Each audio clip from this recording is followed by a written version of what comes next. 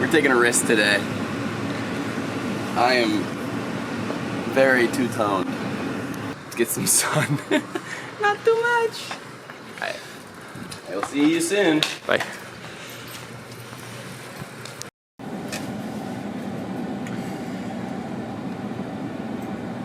My energies are lower today.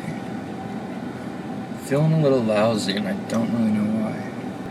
Maybe like bad sleep, or maybe the first little hint of homesickness, just missing my people back home.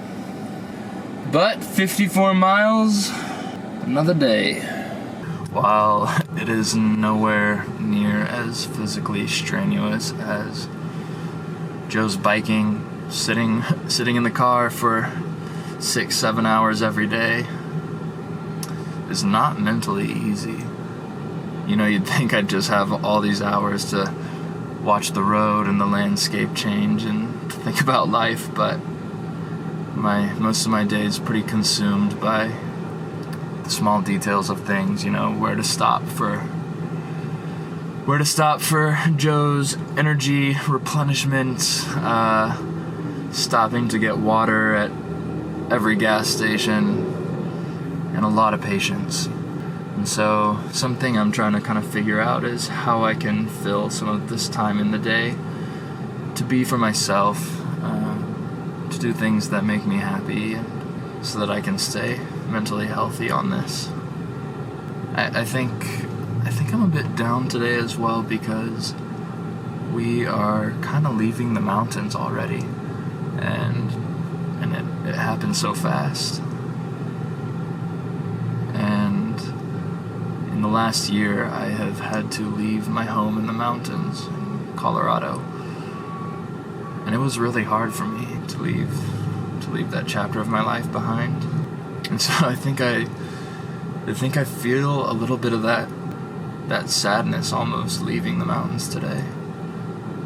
That emotional connection to them, that high they give me. But onward we go. Pat just asked me if I feel like a biker yet, officially, or if I feel like I'm walking in someone else's shoes. And I think that's a mistake a lot of people make, is defining themselves as one thing. They're like, I'm a cyclist, or I'm a runner, or I'm a blank. I love cycling. I love running.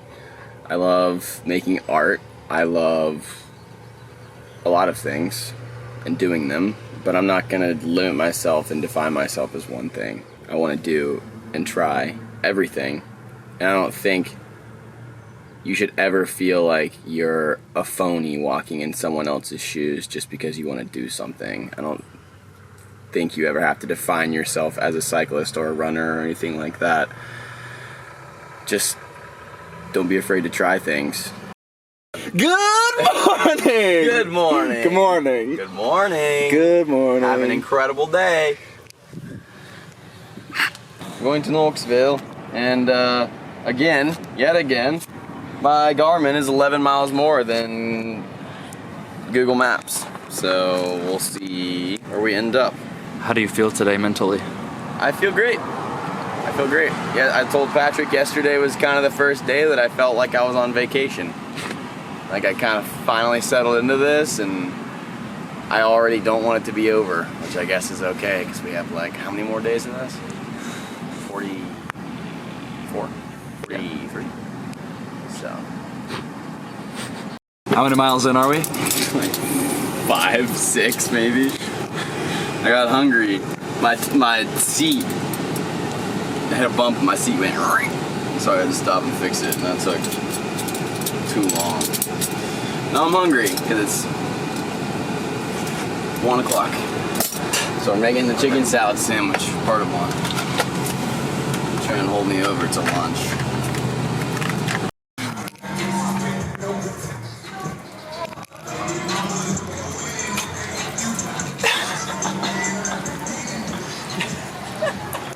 What was that? I couldn't even. There's so many people. Like, some people are laughing and some people were like, what are you That's the Ace of Spades. That's like the hardest card in the deck. Honestly, nah. Actually, nah, man. I live YOLO. Like, my story's gonna be epic. And the best way I can say it is because a lot of my people in my family have died of either cancer or had some kind of medical issue, and I'm not afraid to live life. The biggest thing is I'm not afraid to meet people. I'm not afraid to walk around. I'm not afraid just to live life. So I can always make more money. But two things I can never get back are moments, being happy, and just like living. I tell her all the time when we're together, she's like, well, babe, what do you want for Father's Day? Or, babe, what do you want for your birthday? I said, all I want is for you to be happy and healthy. So I live a simple, blissful life. And as far as being a hero, I want them at my funeral to put my ashes under an oak tree. I've already thought about this. Put my ashes under an oak tree. I want them to have a party. I don't want them to have a traditional funeral. I want you to come there, eat, laugh, joke, and talk about the dumb shit I did. It's like, you remember that one time when he did that? That's me. Boom. That's Justin. In a nutshell, man. I love that. Yeah. I told you I love vibes. And Walking down the street, you see somebody with a cool van, you're like, ooh. Vibe, energy guy, what's man. in And I'll there? walk up on people, and I was like, she was like, hey, look at those guys. And I was like, let me ask a question. Boom. And that's how it is. Yeah. What do you do to stroke your creative fire? Probably sleep. Friday to Saturday, I slept 16 hours. I woke up, lots of ideas. I was ready to go, you know, but it kind of gets me going. What are you most passionate about? People, for sure. And helping people. And what you guys are doing is really important. I've lost people to mental health illness. I have definitely experienced that. My background is I have a degree in sociology and psychology, and there's just definitely struggle there with people. So I think it's great what you guys are doing. So connecting people is what my passion is, and being there to help people. Beautiful. Who has been a big help to you in the last 6 months? Wow. This one. The last 6 months have been hard, but Same. life and people who are in my life have encouraged me to like pursue things, and like life has opened up and I've started a new job and it's great, and like I've finished school, and it's just like having people who are in your corner and believing you like are the best part of your life. And like this one's a big like advocate for me. Like every day she's like, I'm proud of you, you're great. Like, And I think, God puts people in your life at the times that you need them. So, like, the past 6 months, you're there as well. The phrase "I'm so proud of you" is one of our favorites. We think it's just it goes a long way to tell your friends. You have to look for those signs of like who's in your life right now to help you, and let them know you need help whenever you need it. Or Nashville.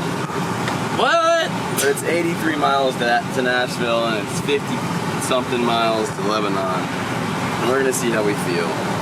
I'm not gonna commit to anything, but normally that first 50 will feel fine. But I think in my head that we're going all the way to Nashville, because that last 10 miles is always the hardest, no matter how far you go. So we're gonna see. But I wanted to beat you to 30 miles so bad. Bro. I kept catching up to your location. Like, I would just press route to Joe's location, and by the time I got there, you'd already be like 6 more miles ahead.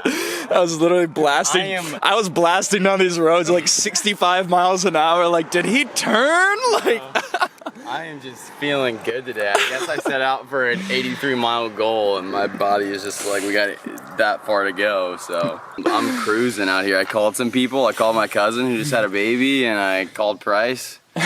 And they're both doing well, and then by the time I knew it, I was 20 miles in. I was like, it is hot. Yeah, it's hot. We have made it to Nashville. Waiting for Joe to come around the bend. Joe is about a mile away, and we have made it to Nashville. That's 86 miles, baby. Welcome to Nashville. That's always so bad. New PR. Holy crap, that was beautiful. And Main Street, whatever that street's called, was so loud. Like, gave me an anxiety attack loud. We've been in such quiet places. Awesome. All down the front porch.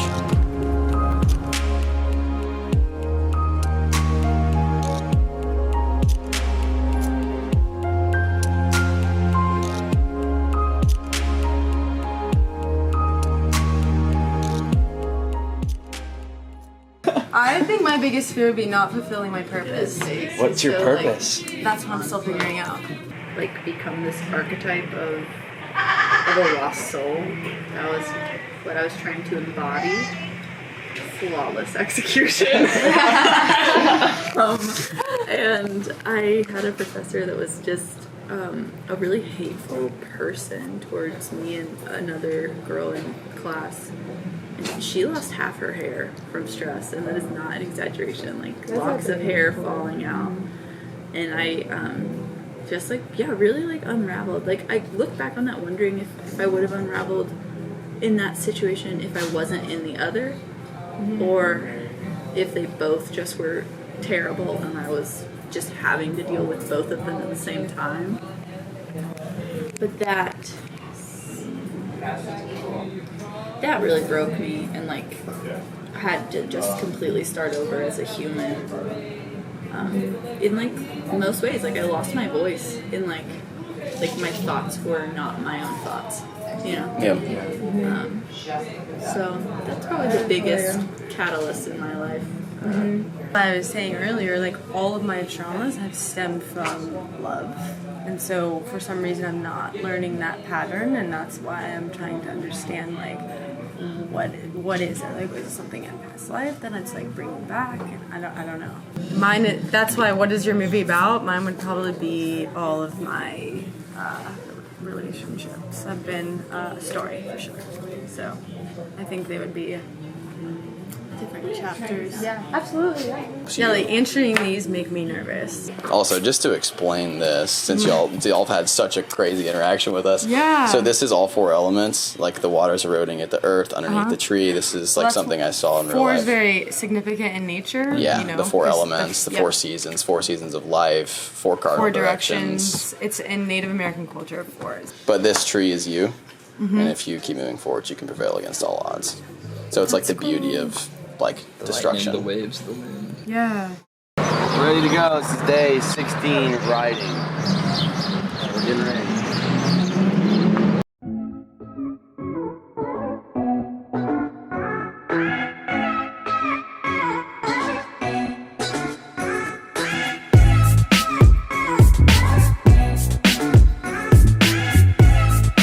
Out here on the back roads of Tennessee, we are sustained by no man's land meat sticks.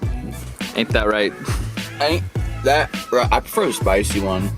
I like them both. I would also say the spicy one is where it's at. But you know, this mild, it's super smooth. Nice meat stick.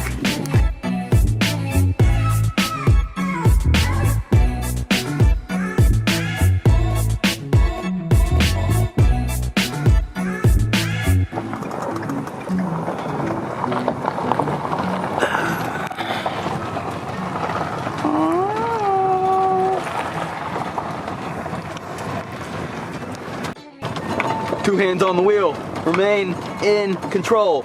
Oh my god. You serious right now? You serious? Serious now? You see, guys.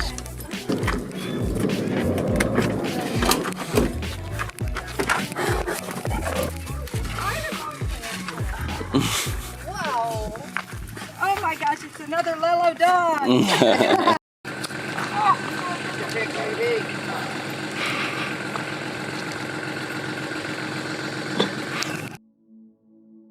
What's the most important thing to you today?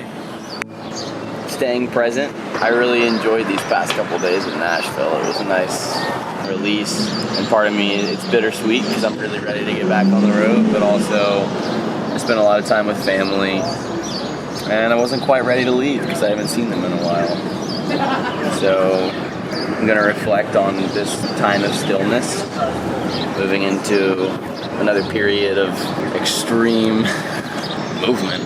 Think about and revisit the why we're doing this, which helps give me fuel to continue moving forward, and get excited for all the people that we're going to meet along the way that are going to tell us their stories and allow us to leave an impact in their lives. So